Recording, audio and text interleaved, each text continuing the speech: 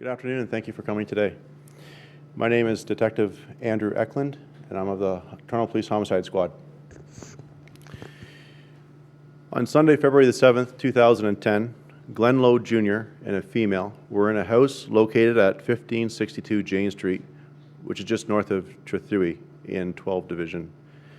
They were involved in growing and selling marijuana from that house. At about 11:10 p.m., a male came to the side door, which was answered by Glenn Lowe. The male shot and killed Glenn. He then made his way back out to Jane Street and got into a waiting vehicle, which sped southbound on Jane Street.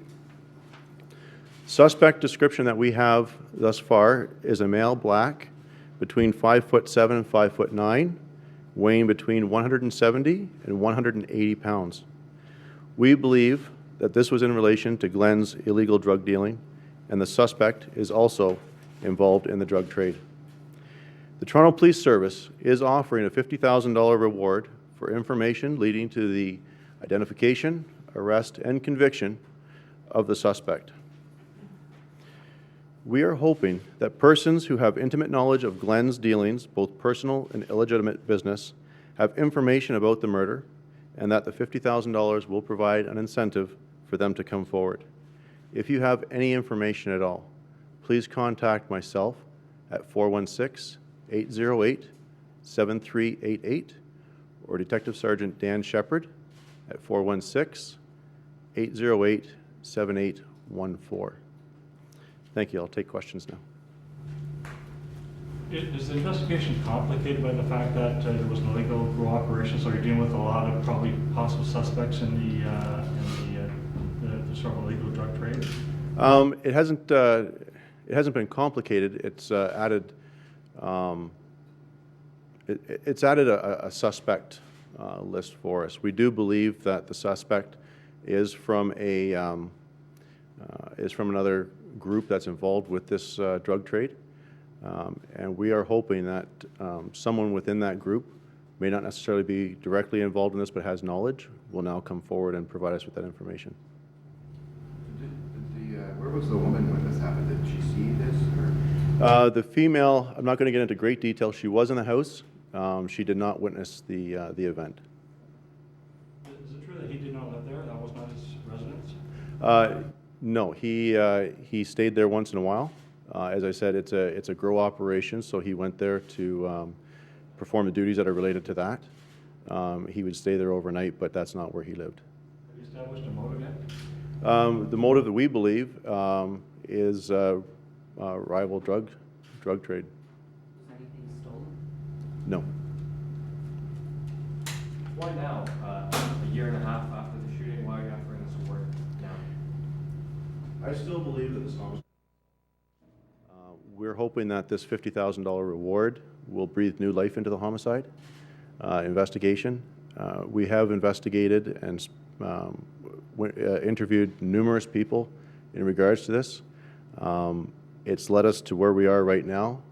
We do need more information, however, to go forward with this investigation.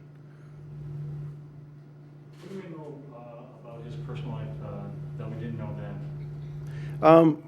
Well, what we know is that Glenn Lowe, he was involved in growing marijuana. As far as we know, that's the only type of drug that he dealt with.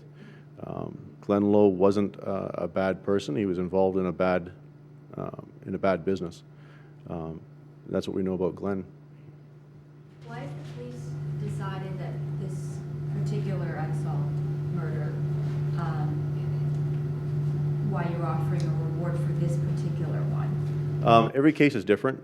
The reward is based on is case-by-case basis. I can't comment on as to why other homicides haven't offered a $50,000 reward, but my partner and I both decided that this is possibly the incentive that's required to get some of those people within that drug trade to come forward and give us information.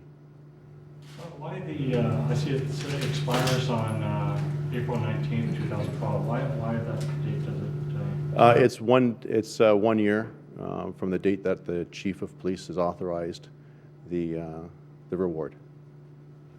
Also, it was offered prior, this is not a new reward. then. This is a new reward in terms of this is the first time it's come forward. The date it was authorized by the chief and the date that we got it out today, we were kind of waiting for an opportune moment, availability and so forth. But we're confident that the time period is sufficient that if anybody has information, they'll come forward prior to that date. We can also request an extension when it gets closer to that date if we haven't received any information. Can you raise the reward, or is it 50,000 max? I don't know. So can you explain again how the shooting takes place? This guy walks up to the door, knocks on the door, and basically just opens fire right away, or? There's still information that that's close to that we're keeping close to us in this investigation. That's part of that information. What we can say is that we know the suspect went to the side door. We know that there was an interaction, however brief may have been, and as a result, Glenn Lowe was shot and killed.